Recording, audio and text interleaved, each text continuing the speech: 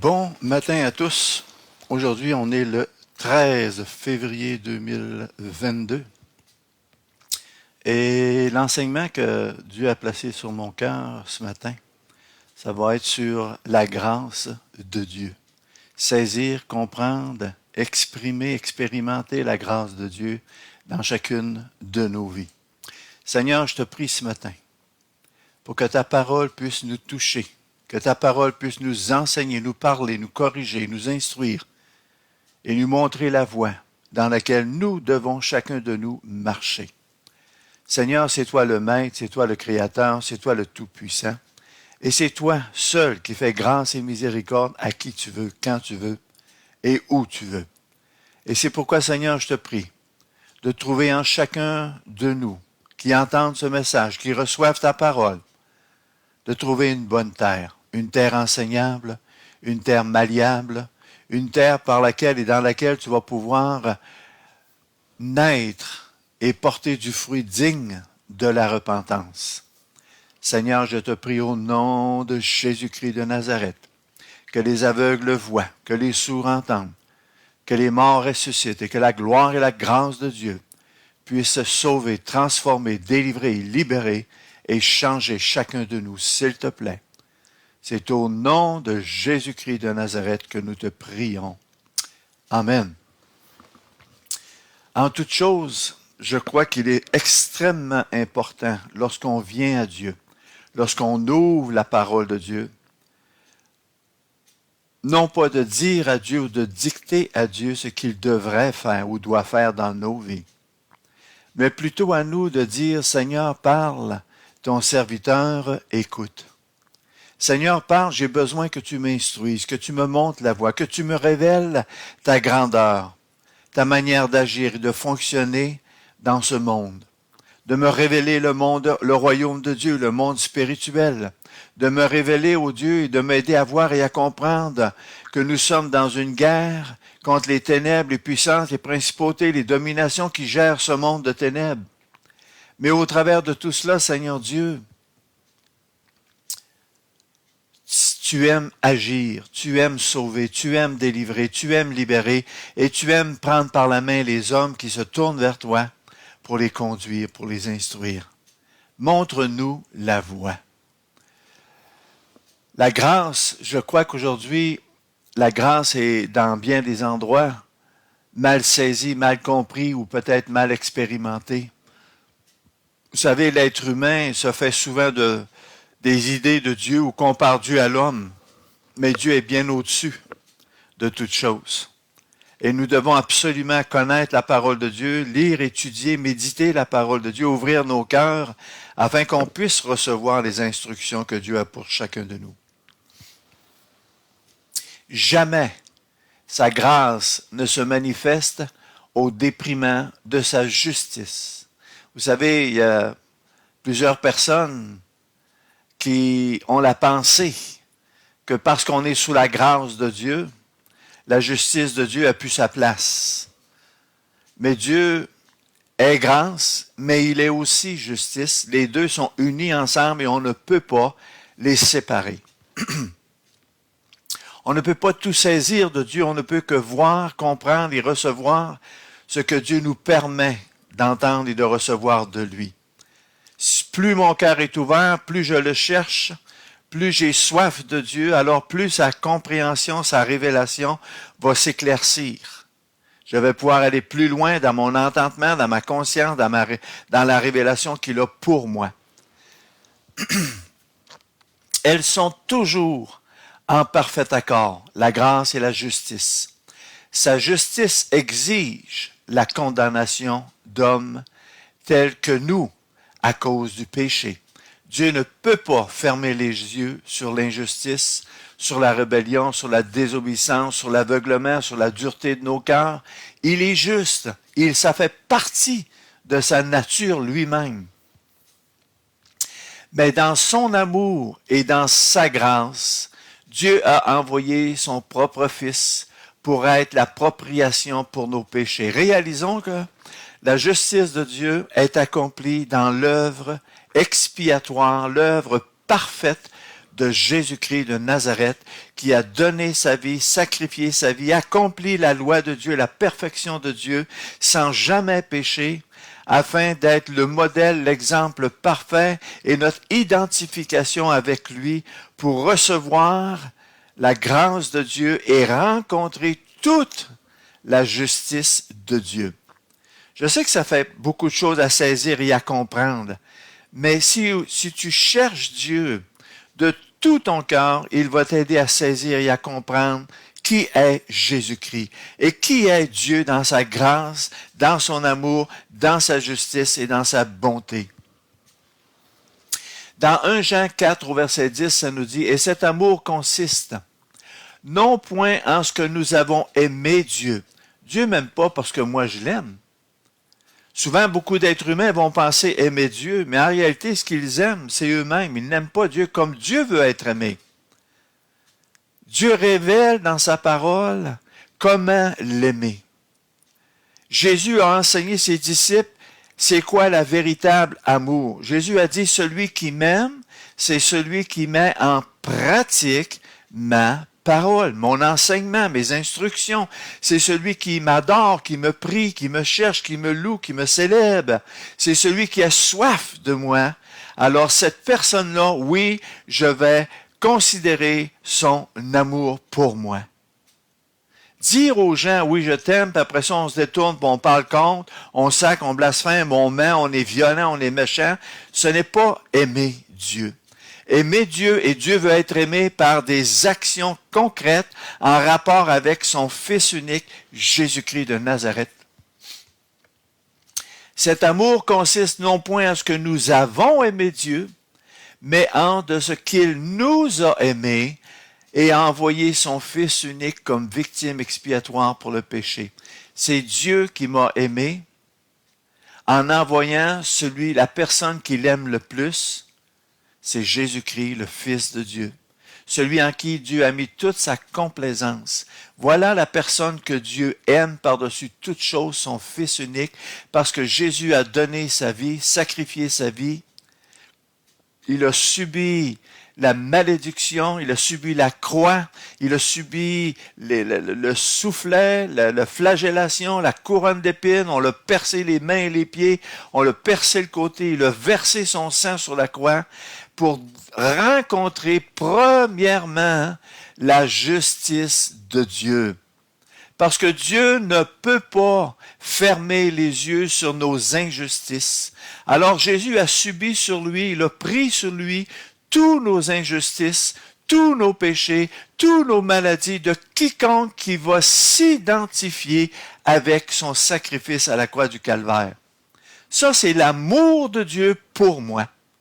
Si je regarde à Jésus, si je viens à Jésus, si je m'identifie avec Jésus, et si je prends le sang de Jésus et que je l'asperge dans ma vie, dans mes pensées, dans mes paroles, dans mon cœur, afin de marcher agréablement à Dieu, alors l'Esprit Saint, l'Esprit de Dieu, l'Esprit de Christ vit en moi, demeure en moi et m'aide à être agréable à Dieu, mais à cause de Jésus. Pas parce que moi j'aime Dieu, mais à cause que j'aime Jésus, que je m'identifie avec, la grâce de Dieu va m'accompagner, va me soutenir, va me révéler et va me fortifier, m'aider à accomplir ce qui est agréable à Dieu. À la croix de Golgotha, les exigences saintes et justes ont été pleinement satisfaites par Jésus-Christ. Aucun homme ne peut plaire à Dieu. Aucun homme ne peut acheter Dieu. Aucun homme ne peut mériter quoi que ce soit de Dieu. Mais en Jésus-Christ, mon identification avec Jésus-Christ ouvre la porte de la grâce, ouvre la porte du pardon, ouvre la porte de la rédemption, ouvre la porte pour recevoir le Saint-Esprit de Dieu qui nous est donné pour accomplir l'œuvre de Dieu et la volonté de Dieu dans chacune de nos vies. Ça, c'est en gros la grâce de Dieu. La parole de Dieu nous dit dans le psaume 23, « Oui, le bonheur et la grâce m'accompagneront tous les jours de ma vie. » Jésus a dit, « Je suis la grâce de Dieu, l'amour de Dieu, la bonté de Dieu qui a été donnée, sacrifiée pour vous. » Et Jésus a dit, « Je suis avec vous tous les jours, à chaque instant, pour magnifier, pour manifester ma gloire, ma puissance, ma grâce dans tous les détails, dans tous les aspects de ta vie. Es-tu prêt à te soumettre? Es-tu prêt à t'humilier? Es-tu prêt à crier à moi? Es-tu prêt à dépendre de moi? Es-tu prêt à t'abandonner à ma volonté dans ta vie et pour ta vie? Les exigences saintes et justes ont été pleinement satisfaites par Jésus-Christ. Pourquoi par Jésus-Christ? Parce qu'aucun homme ne peut plaire à Dieu par lui-même. La parole de Dieu dit dans Romains 3, 23 que tous ont péché et tous sont privés de la gloire et la grâce de Dieu. Dans 1 Jean 4 non, je viens de lire celui-là. En tant que créature de Dieu, tout homme est responsable de vivre selon la volonté de son Créateur.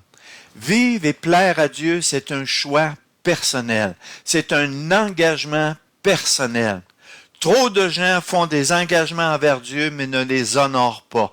Trop de gens font des belles paroles de prière envers Dieu pour glorifier Dieu, pour plaire à Dieu, pour suivre Dieu, mais en cours de route, ils abandonnent. En cours de route, ils délaissent. En cours de route, ils se découragent.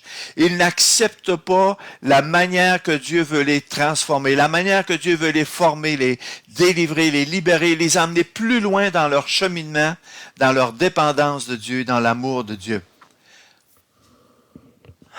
Regardez bien ce que Paul prie et dit. Dans 2 Corinthiens, chapitre 12, au verset 7.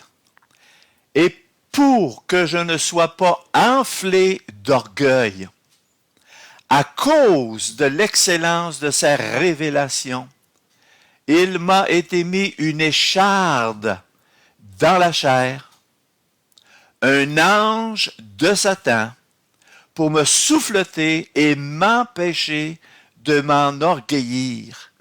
3 fois, j'ai prié le Seigneur de l'éloigner de moi.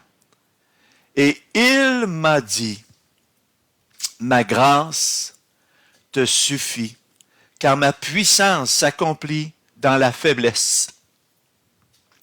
Je me glorifierai donc bien plus volontiers dans mes faiblesses, afin que la puissance de Christ repose sur moi. » Mais qui est Paul? Paul est la personne que Jésus lui-même a choisie et appelée sur le chemin de Damas. Paul avait reçu un mandat de la part des scribes, de la part du pharisianisme, des religieux de l'époque de Paul.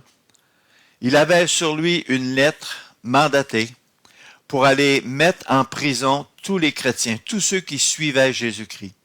Il avait une lettre pour même mettre à mort ceux qu'il jugeait dignes de mort parce qu'ils suivaient Jésus-Christ. Il avait reçu le mandat de pouvoir maltraiter, opprimer, frapper, blesser, torturer tous ceux et celles qui suivent Jésus-Christ, hommes, femmes et enfants. Et Paul avait un tel zèle, un tel engagement pour la loi de Moïse qu'il faisait cela. Il courait pour faire cela et accomplir cela. Jusqu'au jour où sur le chemin de Damas, la lumière de Christ, qui est la lumière du monde, a frappé Paul sur son cheval. Il est tombé à terre. Et lorsqu'il est tombé à terre, Paul a dit, « Qui es-tu? » Et Jésus lui a dit, « Je suis Jésus de Nazareth, celui que tu persécutes, celui que tu blesses, celui que tu offenses. » Quand tu maltraites un enfant de Dieu, quand tu touches à un enfant de Dieu, Jésus est en train de lui dire, « C'est à moi que tu fais du mal, c'est à moi que tu fais du tort. »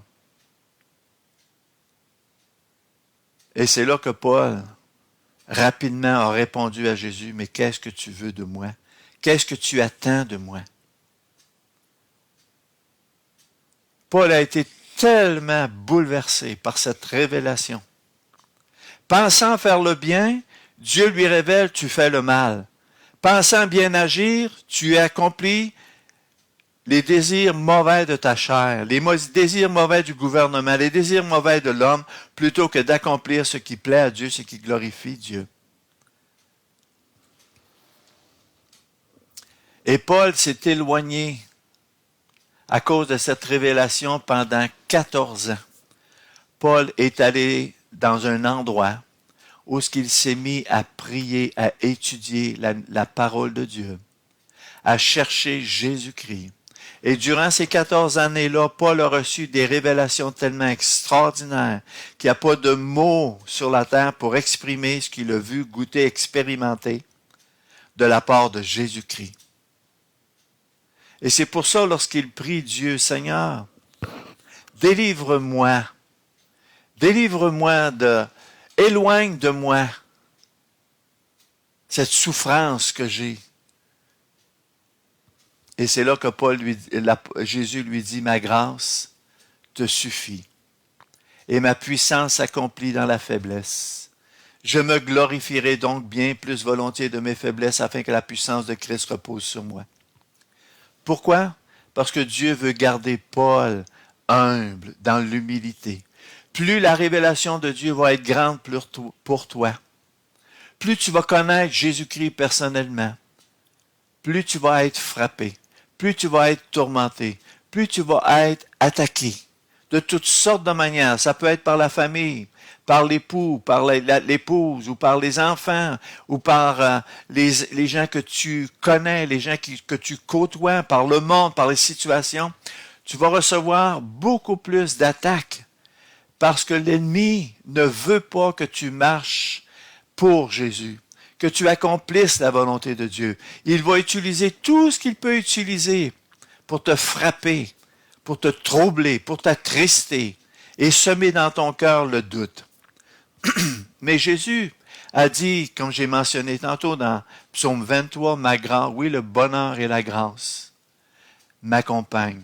Si tu fais de Jésus ta raison d'être, si tu fais de Jésus ton bonheur, ta mission, ton appel, alors le bonheur et la grâce vont être avec toi chaque jour de ta vie pour t'aider à passer au travers de chaque épreuve, de chaque situation. Elles ne deviendront pas des excuses pour justifier ta nonchalance, des excuses pour justifier ta lâcheté, des excuses pour justifier que tu t'as abandonné de marcher de tout ton cœur avec Jésus. La prière est un onguent pour chaque plaie, un remède pour chaque maladie. Et quand nous sommes affligés par les épines dans la chair, nous devons nous consacrer nous-mêmes à la prière. Le but des épreuves, des épines, de ce qui nous dérange, le but de tout cela, en arrière de tout cela, pour l'homme spirituel, pas l'homme charnel, l'homme spirituel ou la femme spirituelle, c'est de t'amener dans la prière.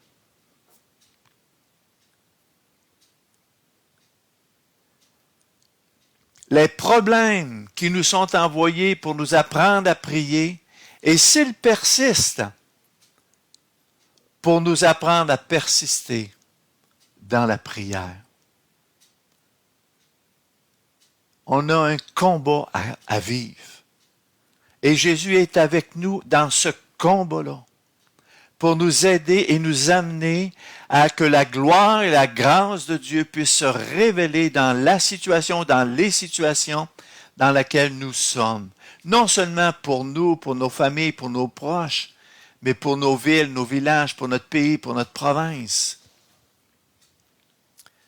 Jésus dit à Paul, et pour que tu ne sois pas enflé d'orgueil à cause de l'excellence de ces révélations, il a été mis une écharde dans la chair, un ange de Satan pour me souffleter et m'empêcher de m'enorgueillir. Voyez-vous, Dieu, on voit dans l'amour de Dieu, dans le plan de Dieu, dans la révélation de Dieu pour chacun de nous, un désir de nous garder, un désir de nous protéger, un désir de nous conduire dans toute la vérité. Et des fois, ça fait mal. Des fois, ça nous dérange. Des fois, ça fait vraiment pas notre affaire. Mais si c'est le plan de Dieu, es-tu prêt à l'accepter? Si c'est le chemin que Dieu a tracé pour toi, es-tu prêt à y marcher? Si ce chemin-là va te garder dépendant de Dieu, va animer ton esprit, ton désir de prière, d'intercession, alors gloire à Dieu. C'est ce que Jésus est en train de révéler à Paul quand il lui parle. Le mot écharde, en grec, ça veut dire skolops. Ça veut dire un éclat. Avez-vous déjà eu un éclat dans une main ou dans un pied? Des fois, ça peut faire tellement mal que ça va se mettre à enfler, puis ça va nous empêcher de travailler, ça va nous empêcher de marcher, ça va nous empêcher de faire ce qu'on aimerait faire à cause de cette écharde-là. C'est un peu ça que Paul vivait. Le mot écharde veut dire un éclat utilisé c'est le mot que le médecin Luc qui accompagnait Paul dans son cheminement, veut dire un problème dans la jambe, dans la marche et dans la vision. Sa vision empêchait Paul de se déplacer librement. Dieu a utilisé Paul pour ressusciter des morts. Dieu a utilisé Paul pour guérir de gens de toutes sortes de maladies. Ça nous dit qu'on prenait même le linge que Paul avait touché, puis on mettait ça sur les malades, puis les malades étaient guéris. Tellement Dieu se manifestait au travers du ministère de Paul. Mais Paul vivait un problème qui le faisait beaucoup souffrir. Il était pratiquement aveugle. Et à cause de son aveuglement, il dépendait de Luc, il dépendait de d'autres personnes pour marcher, pour lire, pour étudier et connaître davantage la révélation de Dieu pour son ministère et pour l'appel de sa vie. Voyez-vous, quand on est un Paul, Paul a été élevé sous Gamaliel. Et Gamaliel, à l'époque de Paul, à l'époque de Jésus, était le pharisien, le sacrificateur le plus intelligent, le plus éloquent, le plus connaissant de la loi de Dieu, de la loi de Moïse et des enseignements et de la pratique. Et Paul a été choisi à cause de son intelligence, de son allure, de sa soif de Dieu, de sa détermination pour être enseigné sous Gamaliel. Et Paul a été élevé à enseigner sous Gamaliel. Dans le Talmud, Gamaliel est le plus grand rabbin de tous les temps. Il n'y a jamais eu de plus grand connaissant et enseignant que Gamaliel. Et Paul a été appelé a été choisi pour prendre sa place. Tellement Paul était intelligent, érudit, attentionné, en application à la connaissance et au service de Moïse, de la loi de Dieu.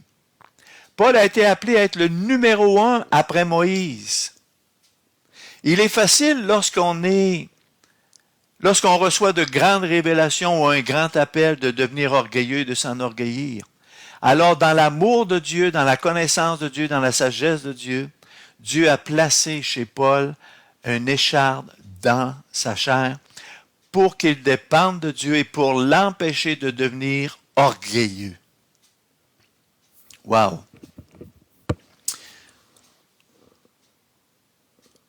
Dans Philippiens 3, verset 8, voici ce que Paul dit. « Et même, je regarde toutes choses comme une perte à cause de l'excellence de la connaissance de Jésus-Christ, mon Seigneur, par laquelle j'ai renoncé à tout, et je les regarde comme de la boue, afin de gagner Christ. » Voyez-vous, si vous mettez tout ce que Paul a été appelé à, toute l'instruction qu'il a reçue, toute la reconnaissance et tous les honneurs qu'il avait dans son passé sous Gamaliel, hey, c'est moi le prochain Moïse, c'est moi le prochain Gamaliel, c'est moi le plus intelligent, c'est moi le plus connaissant. Et toute la révérence et tout ce qui peut accompagner un tel appel, Paul dit, je regarde mon passé, tout ce que j'ai reçu dans le passé comme de la boue. Ça vaut plus rien pour moi. La seule chose qui compte maintenant pour moi, c'est de connaître Jésus-Christ. Et combien de gens tombent dans ce panneau-là, de regarder en arrière, un peu comme Israël lorsque Dieu l'a sorti d'Égypte pour l'amener dans la terre promise. Il était continuellement en train de regarder en Égypte, de désirer l'Égypte, de désirer les mets, de désirer la maison, de désirer le travail, de désirer ceci ou cela, et d'oublier la parole et les promesses de Dieu de leur donner le pays de Canaan, la terre promise. Paul a dit, je regarde toutes choses comme de la boue. J'ai renoncé à tout. Un des empêchements de suivre Jésus, c'est le non-renoncement à tout. Parce que l'ennemi va utiliser ce que tu ne renonces pas pour t'amorcer, pour t'agripper, pour t'éloigner, pour t'empêcher de t'abandonner pleinement et totalement à Jésus-Christ de Nazareth. Combien de gens dans l'histoire chrétienne depuis 2000 ans ont été en prison, ont été mis à mort, ont été flagellés, maltraités, ont tout perdu, ont été moqués, on les a délaissés, ridiculisés. Mais tous ces gens-là ont gardé la foi, étaient prêts à perdre tout ce qu'ils avaient, même leur propre vie, par amour pour Jésus. Combien de gens ne veulent pas de Jésus parce qu'ils préfèrent leur religion, leur croyance, leur facilité de vivre, leur façon de vivre ou de faire, au déprimant de suivre Jésus-Christ et de témoigner Jésus-Christ et la parole de Dieu comme Sauveur et Seigneur de ma vie. Paul dit, je regarde toutes choses. J'ai renoncé à tout. La clé pour suivre Jésus, pour recevoir de Jésus, comme Paul a reçu de Jésus, c'est le renoncement. Seigneur Jésus, je te donne ma vie. Je te donne mon cœur. Je te donne mon temps. Je te donne ce qui m'appartient pour ta gloire, pour te glorifier, pour te servir. Sers-toi de moi. Et jour après jour, tu nourris ce désir-là dans la parole, dans la prière, dans l'onction du Saint-Esprit, de continuer malgré les gens, les circonstances, les événements, les épreuves, de suivre Jésus-Christ de Nazareth. Perdre la vue pour un rabbin tel que Paul, c'était tellement difficile pour un gars qui avait de la connaissance comme il avait, une soif comme il avait, de ne plus être capable de lire, de ne plus être capable d'aller par lui-même dans tel ou tel endroit, mais de toujours de dépendre de l'enseignement, de la relation avec d'autres personnes. Et c'est pour ça que Paul le suivait, Timothée le suivait. Paul était toujours accompagné de quelqu'un pour l'aider dans l'appel qu'il avait reçu pour suivre Jésus-Christ de Nazareth.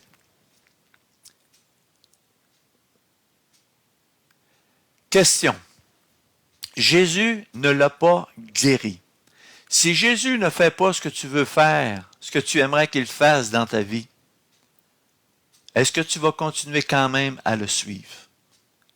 Est-ce que tu vas continuer quand même à l'aimer, à lui obéir, à chercher sa face, à aimer les autres comme toi-même? Il y a un passage dans la parole de Dieu, dans Philippiens, ça dit « Je puis tout par celui qui me fortifie ». Et lorsque Paul écrit cela, il comprend l'impact et l'importance de dire une telle chose. Quand je suis en prison, ça ne m'empêche pas de suivre Jésus. Quand je suis maltraité, ça ne m'empêche pas d'aimer et de suivre Jésus. Quand je suis tourmenté, délaissé, ridiculisé, ça ne m'empêche pas de suivre Jésus-Christ de Nazareth, parce que je puis tout par celui qui me fortifie. Il vit en moi, il est en moi, il est avec moi dans les épreuves, dans les combats, dans les difficultés, et la grâce de Dieu qui m'accompagne me suffit. Alléluia!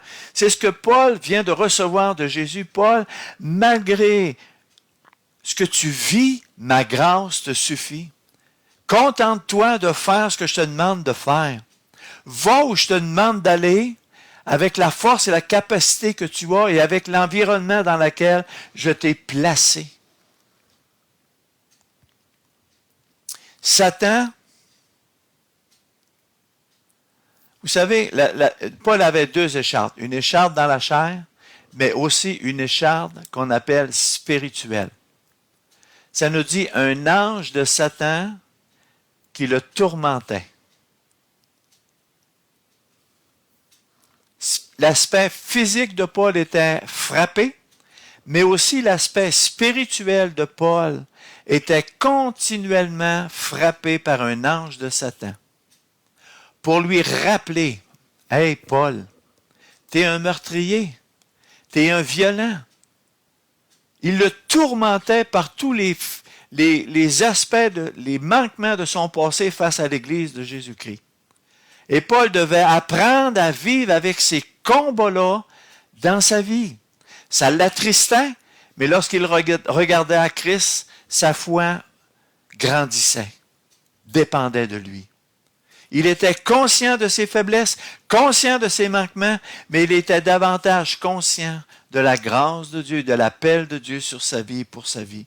Et c'est pour ça que Paul peut dire, « Je puis tout par celui qui me fortifie. » Dans 2 Corinthiens 2 au verset 8, ça nous dit, Jésus dit, « Il m'a dit. » Si Jésus te dit, « Continue », est-ce que tu vas continuer? Si Jésus te dit, « Marche », est-ce que tu vas continuer de marcher? Si Jésus te dit, « Fais-moi confiance », est-ce que tu vas lui faire confiance? Si Jésus te dit, « Pardonne », est-ce que tu vas pardonner? Est-ce que Jésus te dit d'aimer, est-ce que tu vas aimer? Si Jésus te dit de servir, est-ce que tu vas servir ou tu vas trouver toutes sortes d'excuses, de raisons pour justifier ta désobéissance, ta rébellion, ta mauvaise attitude? C'est toutes des choses qu'on doit réfléchir, penser et s'analyser soi-même. Parce que je ne suis pas ma femme, je ne suis pas mon mari. Je suis Jésus-Christ de Nazareth, l'agneau de Dieu. Si ma femme arrête de suivre Jésus, est-ce que ça va devenir une excuse pour moi pour cesser de le suivre? Si ma famille qui est autour de moi me rejette, se moque de moi ou veut rien savoir de l'enseignement de Jésus-Christ, de la parole de Dieu, est-ce que ça va devenir pour moi une excuse, une justification charnelle pour abandonner? La parole de Dieu nous dit, mais qu'est-ce qui va me séparer de l'amour de Christ? Est-ce qu'il y a quelque chose dans ta vie qui va te séparer de suivre et d'aimer Jésus-Christ de Nazareth? Quand Jésus lui dit, il m'a dit, c'est le mot éréo. Ça veut dire, c'est une prescription. C'est répété. Et Paul, tu dois apprendre à vivre avec ces combats-là, ces difficultés-là, ces situations-là, parce que je les place autour de toi, parce qu'elles vont te garder dans la prière. Elles vont te garder dans la dépendance de Dieu. Elles vont te garder dans l'humilité. Elles vont te garder à regarder à Dieu plutôt que de laisser la chair t'éloigner de moi. Il m'a dit. Est-ce que tu veux encore que Jésus te parle? Est-ce que tu veux encore que Jésus se révèle à toi? Ma grâce. Lorsque Jésus lui dit « ma grâce te suffit », le mot « ma grâce », c'est charisme. Ça veut dire c'est une faveur et c'est au pluriel. C'est répété à maintes et maintes situations. Dieu va répandre sa grâce. Le problème, c'est qu'on comprend mal c'est quoi la grâce de Dieu. La grâce de Dieu est toujours en fonction des besoins, des situations et des développements de la croissance de ma marche spirituelle avec Jésus. Ma grâce te suffit. Dans le psaume 23, verset 6, ça dit « Oui, le bonheur et la grâce m'accompagneront tous les jours de ma vie. Autrement dit, Jésus est en train de dire, dans cette épreuve-là, dans cette difficulté-là, dans cette situation-là, je suis là avec toi. Prends ma main, passe au travers, combat, regarde à moi, recherche-moi, approche-toi de moi, crie à moi, décharge-toi sur moi de tous tes soucis, tes craintes, tes peurs, et je vais prendre soin de toi. Ma grâce te suffit. Le mot suffit, c'est le mot en grec, ça veut dire archéo.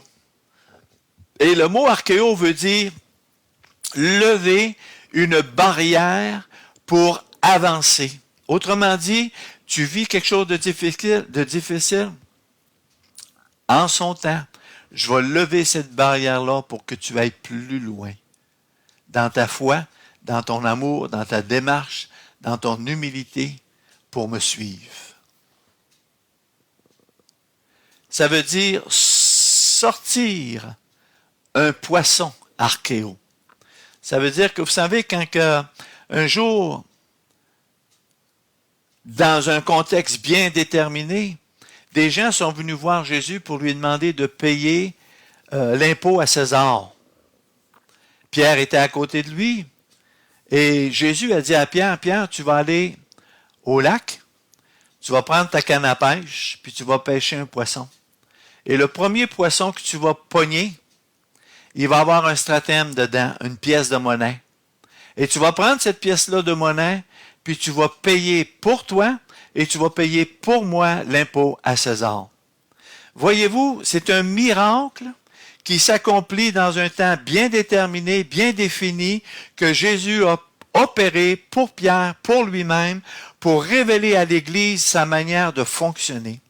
Dans le temps voulu de Dieu, il va opérer un miracle qui va te dégager, un miracle qui va te sauver, un miracle qui va te délivrer, un miracle qui va te guérir, un miracle qui va être surnaturel parce que tu continues de marcher avec lui. Mais il ne va pas le faire en ton temps à toi, il va le faire en son temps à toi parce que tu as les yeux sur lui, parce que tu regardes à lui. Dans Matthieu 16, 24, alors Jésus dit à ses disciples, si quelqu'un veut venir après moi, qu'il renonce à lui-même, qu'il se charge de sa croix et qu'il me suive. Le renoncement, on revient encore à l'enseignement de Paul. Ce que tu ne renonces pas va toujours être une embûche, un boulet, un obstacle pour t'empêcher de recevoir et de goûter la grâce de Dieu qui a tellement d'aspects dans la vie de l'homme, tellement de facettes, mais tes boulets vont l'empêcher et t'empêcher de recevoir cela.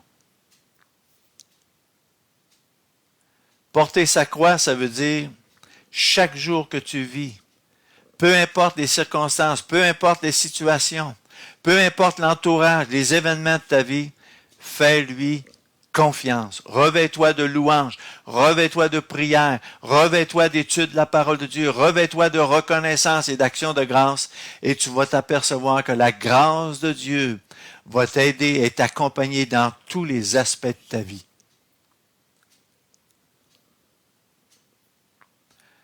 Ça nous dit, pour mieux comprendre l'aspect de la grâce, archéo, ça nous dit dans Acte 27 au verset 13, Paul doit se rendre à Rome et Paul est sur un bateau avec plus de 200 soldats et personnes, marins. Et ça nous dit qu'un vent léger du sud vient à souffler lorsqu'il est sur ce bateau-là. Et se croyant maîtres de leur dessein, ils levèrent l'ancre et côtoyèrent près de l'île de Crète, parce que des vents se levaient. C'était dangereux de voyager à cette époque-là. Mais le fait de archéo, ça veut dire lever l'ancre. Lorsqu'un bateau lève l'ancre, ça veut dire qu'il est dépendant des vents. Un bateau, ça a des voiles. Aujourd'hui, on a des moteurs, mais à l'époque, on avait des voiles. Et le vent était le seul outil pour diriger le bateau, pour faire avancer le bateau. Et nous devons aussi, nous autres, enlever l'ancre, les ancres de nos vies qui nous empêchent d'être conduits par le Saint-Esprit. qui nous empêchent d'aller plus loin et de faire foi et confiance au cheminement que Dieu a pour chacun de nous. Il faut qu'on enlève ces boulets-là, ces encres-là qui nous tiennent sur place et qu'on fasse confiance à Dieu et au Saint-Esprit. C'est la même chose dans Ézéchiel, lorsque Dieu dit à Ézéchiel, avance dans l'eau. Ézéchiel avance dans l'eau jusqu'aux chevilles, Ézéchiel avance dans l'eau jusqu'aux genoux, Ézéchiel avance dans l'eau jusqu'à la ceinture, et la quatrième étape d'avancer dans l'eau, Ézéchiel s'est mis à nager dans l'eau, il a appris à être conduit par le Saint-Esprit, par l'eau de l'Esprit, par la puissance du Saint-Esprit et par le vent du Saint-Esprit. Mais souvent, on a tellement peur de mettre notre foi en action, notre dépendance de Dieu, notre redevabilité envers Dieu, que ce sont des ancres ce sont des boulets qui nous empêchent d'avancer puis d'aller plus loin. Lève ton ancre. Abandonne entre ses mains ce qui te retient d'aller plus loin avec Jésus.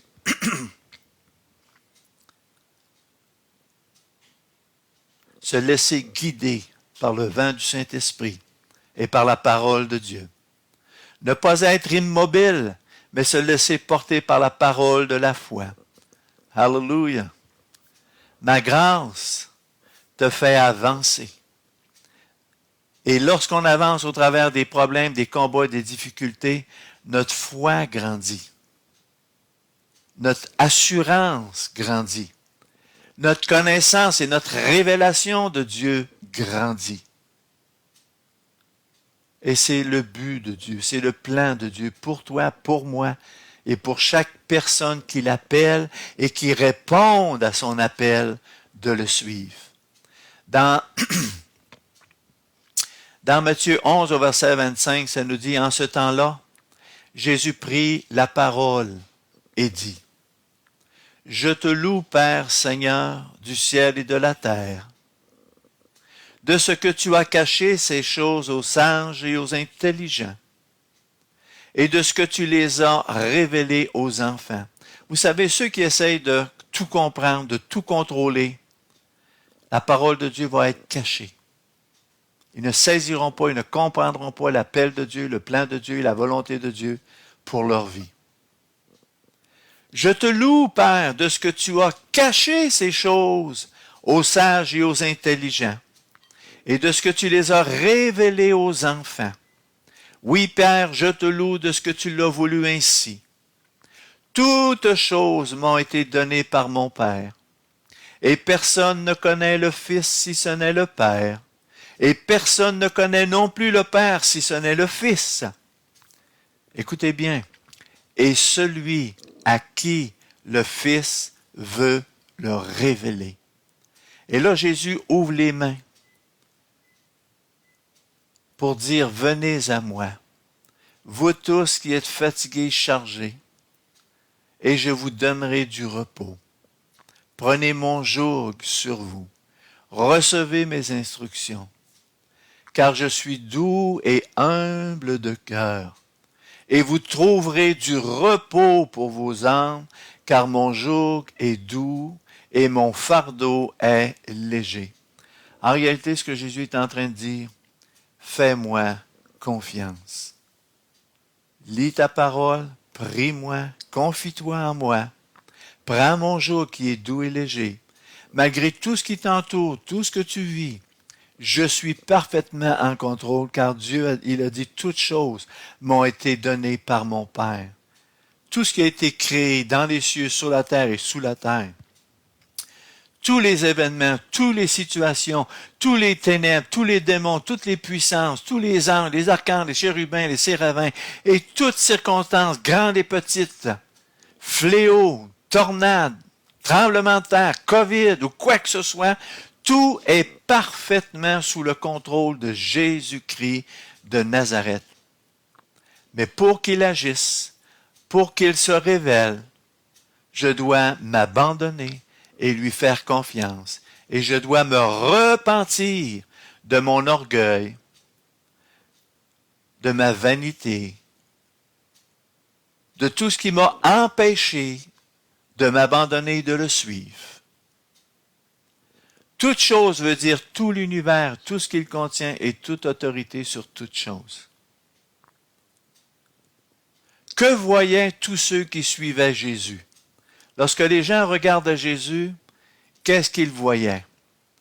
Un homme en sandales, un homme tout à fait ordinaire qui regarde la foule qui les suivait et qui leur dit, je suis tout puissant, je suis le Dieu de l'impossible, je suis le même hier, aujourd'hui, éternellement. Et quand Jésus disait ces choses-là à la foule, combien de gens, croyez-vous, croyaient ce que Jésus disait? Très, très, très peu de gens. Parce qu'ils voyaient avec les yeux charnels, avec les yeux des circonstances, avec les yeux du naturel. Et c'est pour ça que nous avons besoin de naître de l'esprit, pour que notre esprit puisse voir qui est véritablement Jésus-Christ de Nazareth et son appel à le suivre, à l'aimer, à le glorifier. Et c'est le même cheminement que Paul a vécu, où ce que Jésus vient voir Paul au travers de ses pleurs, de ses souffrances. Et Jésus lui dit, Paul, ma grâce te suffit. Continue de regarder à moi, de marcher et de t'attendre de moi. Et c'est là que Paul peut dire ce qu'on a vu ici.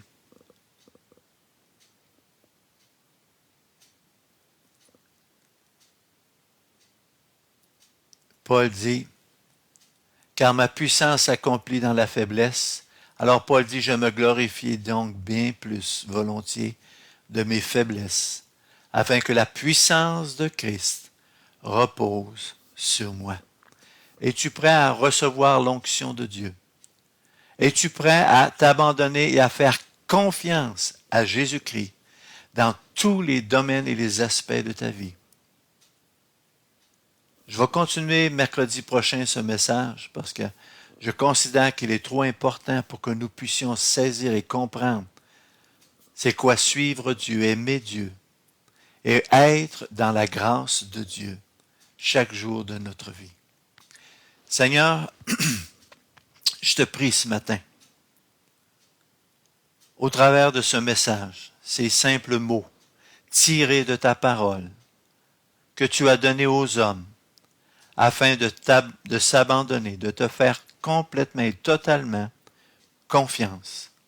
Seigneur, je prie par le souffle de ton Saint-Esprit, par la richesse de ta parole et de tes trésors, de toucher chaque personne, afin qu'ils te fassent confiance, afin qu'ils confessent de leur propre bouche ta louange, ta gloire, ton honneur, et un abandon total entre tes mains, malgré n'importe quelle situation dans laquelle ils sont, car toutes choses t'ont été remises. Merci Seigneur pour la guérison de ceux qui sont malades. Merci Seigneur pour la restauration de ceux qui ont besoin d'être restaurés. Merci Seigneur aussi pour l'esprit de délivrance, l'esprit de Christ, qui rend libre et qui délivre et qui brise les chaînes et les liens de tout ennemi, qui enlève les ancres, les boulets et les fardeaux qui nous empêchent d'aller plus loin dans la grâce de Dieu. Merci Seigneur pour la révélation de ta parole. Et notre désir, c'est de te connaître, de te chercher et de te glorifier malgré toutes les circonstances de nos vies. Merci pour ta paix, pour ta joie. Philippiens 4.4, ça nous dit, oui, réjouissez-vous toujours dans le Seigneur. Et ce n'est que ceux et celles qui vivent par la foi, qui marchent par la foi, peuvent se réjouir en toi. Au nom de Jésus, nous te prions. Amen. Que la grâce de Dieu vous accompagne abondamment.